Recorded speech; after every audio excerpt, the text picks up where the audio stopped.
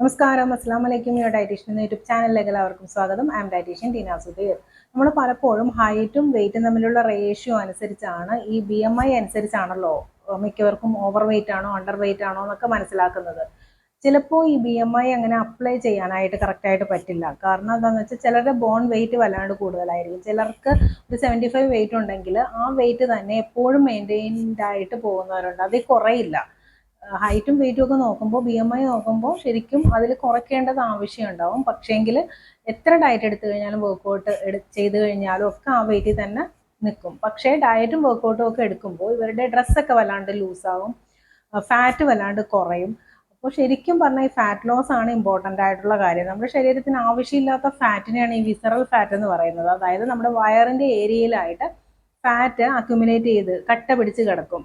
പ്രധാനമായിട്ടും ലിവറിൻ്റെ ചുറ്റും, ഇൻഡസ്റ്റൈൻ്റെ ചുറ്റും, അതുപോലെ വയറിൻ്റെ ചുറ്റുഭാഗങ്ങളിൽ ആയിട്ട് ഇരിക്കുന്ന ഫാറ്റിനെയാണ് ഈ വിസറൽ ഫാറ്റ് എന്ന് പറയുന്നത്.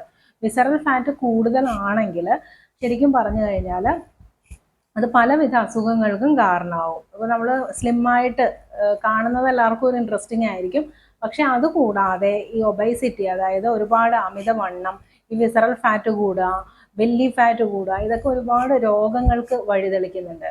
പ്രധാനമായിട്ടും ഹാർട്ട് ഫെയിലിയർ, അതുപോലെ തന്നെ ഡയബറ്റീസ് ഉണ്ടാകാനുള്ള സാധ്യത കൂടുതലാണ്. ഹൈപ്പർ ടെൻഷൻ, ഹൈ BP ഉണ്ടാകാനുള്ള സാധ്യത കൂടുതലാണ്.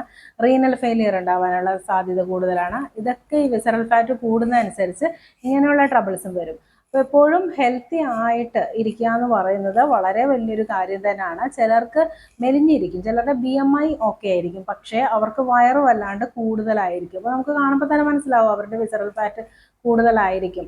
ഫാറ്റി ലിവർ ചിലർക്കുള്ളവർക്ക് വയറിങ്ങനെ ചാടി നിൽക്കും, പക്ഷേ അവരുടെ BMI നോക്കുകയാണെങ്കിൽ കറക്റ്റ് ആയിരിക്കും. അപ്പോൾ വിസറൽ ഫാറ്റ് കൂടുന്നത് ഒരിക്കലും അനുവദിക്കാൻ പാടുള്ളതല്ല. അപ്പോൾ എല്ലാവരും ചെയ്യേണ്ട ഒരു കാര്യം എന്ന് വെച്ചാൽ, ഞാൻ ചെറിയൊരു ടിപ്പ് പറഞ്ഞുതരാം. നിങ്ങൾക്ക് എങ്ങനെയാണ് ഈ വിസറൽ ഫാറ്റ് കണ്ടുപിടിക്കാൻ സാധിക്കുന്നത് എന്നുള്ളത്, കൂടുതലുണ്ടോ എന്ന് കണ്ടുപിടിക്കാൻ സാധിക്കുന്നതിനുള്ള ഒരു ചെറിയ ടിപ്പ് പറഞ്ഞുതരാം. ഒരു ടേപ്പ് എടുക്കുക. നിങ്ങൾ സാധാരണ നമ്മൾ തയ്ക്കുമ്പോൾ യൂസ് ചെയ്യില്ലേ, ആ ടേപ്പ് എടുക്കുക. എന്നിട്ട് വയറിൻ്റെ ഒരു ചുറ്റളവ് എടുക്കുക, അതുപോലെ ഹിപ്പിൻ്റെ ചന്തി ഭാഗത്തുള്ള ചുറ്റളവ് എടുക്കുക. ഇത് രണ്ടും എഴുതി വെക്കുക. വേസ്റ്റ് ഡിവൈഡഡ് ബൈ ഹിപ്പ് എത്രയാണെന്ന് വെച്ചാൽ നിങ്ങളത് എഴുതി വെക്കുക. ഇത് ഒരു 0.85 കൂടുതലാണെങ്കിൽ, ലേഡീസിന് 0.85 കൂടുതലാണെങ്കിൽ വിസറൽ ഫാറ്റ് നന്നായിട്ട് നിങ്ങളുടെ ബോഡിയിൽ ഉണ്ടെന്നാണ് അർത്ഥം. മെയിൽസിനാണെങ്കിൽ 0.9 കൂടുതലാണെങ്കിൽ വിസറൽ ഫാറ്റ് നിങ്ങളുടെ ബോഡിയിൽ അത്യാവശ്യം നന്നായിട്ട് ഉണ്ട് എന്ന് പറയാൻ സാധിക്കും. ഇപ്പോൾ മനസ്സിലായല്ലോ, waist divided by hip ratio 0.85 കൂടുതൽ ഫീമെയിൽസിലാണെങ്കിൽ വിസറൽ ഫാറ്റ് കൂടുതലാണ്. Waist divided by hip ratio 0.9 കൂടുതൽ മെയിൽസിലാണെങ്കിൽ വിസറൽ ഫാറ്റ് കൂടുതലാണ്. അങ്ങനെയുള്ളവരെ ഒന്ന് സൂക്ഷിക്കുന്നത് നല്ലതായിരിക്കും. നന്നായിട്ട് വർക്കൗട്ട് ചെയ്യുക. അറ്റ്ലീസ്റ്റ് ഒരു 45 മിനിറ്റ്സ് എങ്കിലും ഡെയിലി റുട്ടീനായിട്ട് വർക്കൗട്ട് കൊണ്ടുവരാം.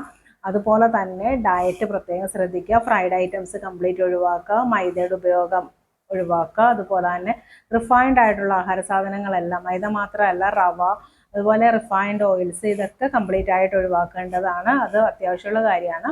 അതുപോലെ തന്നെ നിങ്ങൾ സെഡൻറ്ററി ആയിട്ടുള്ള വർക്ക് ചെയ്യുന്നവരാണെങ്കിൽ ഒരു 30 മിനിറ്റ് കൂടുതൽ ഒരു സ്ഥലത്ത് ഇരിക്കാൻ പാടുള്ളതല്ല. 30 മിനിറ്റ് കൂടുമ്പോൾ എഴുന്നേൽക്കുക. അതുപോലെ തന്നെ ഇപ്പം ഞാൻ ഇരിക്കുന്നതൊക്കെ ഒരു റിവോൾവിങ് ചെയർ ആണല്ലോ, ഇതുപോലെയുള്ള റിവോൾവിങ് ഓഫീസ് ചെയറിൽ വർക്ക് ചെയ്യുന്നവർ ഇരിക്കുന്നതായിരിക്കും കൂടുതൽ നല്ലത്. അപ്പോൾ ഇടയ്ക്കിടയ്ക്ക് ഇങ്ങനെ റിവോൾവ് ചെയ്യുമ്പോൾ തന്നെ നമുക്ക് കുറച്ച് കാലറിയൊക്കെ ബേണായി പോകും. ഇങ്ങനെയുള്ള ചെറിയ കാര്യങ്ങളൊക്കെ ശ്രദ്ധിക്കുക. ഒരു സിനിമ നിങ്ങൾ കാണുകയാണെങ്കിലും 2-2.5 മണിക്കൂർ കണ്ടിന്യൂസ് അങ്ങ് ഇരിക്കണമല്ലോ. വീട്ടിലൊക്കെ ആകുമ്പോൾ ഒരു അരമണിക്കൂർ ആകുമ്പോൾ ഒന്ന് ജസ്റ്റ് ഒന്ന് നടക്കുക, അതിനുശേഷം വന്നിരിക്കുക. അരമണിക്കൂറിൽ കൂടുതൽ നമ്മൾ ഒരു സ്ഥലത്ത് തന്നെ ഇപ്പോൾ 1-2 മണിക്കൂറൊക്കെ കണ്ടിന്യൂസ് അങ്ങ് ഇരിക്കാൻ പാടുള്ളതല്ല. ഇതൊക്കെ വിസറൽ ഫാറ്റ് കൂടാനായിട്ട് കാരണമായി തീരും. ഡയറ്റിൽ വെജിറ്റബിൾസും ഫ്രൂട്ട്സും നന്നായിട്ട് ഇൻക്ലൂഡ് ചെയ്യുക. വെള്ളം അത്യാവശ്യമാണ്, നല്ല സ്ലീപ്പും ആവശ്യമാണ്. ഈ കാര്യങ്ങളൊക്കെ ശ്രദ്ധിച്ചു കഴിഞ്ഞാൽ തന്നെയും വിസറൽ ഫാറ്റ് കുറയ്ക്കാനായിട്ട് സാധിക്കുകയും നിങ്ങളുടെ വെയിറ്റ് ഓട്ടോമാറ്റിക്കലി അതോടെ കുറഞ്ഞു വരികയും ചെയ്യും.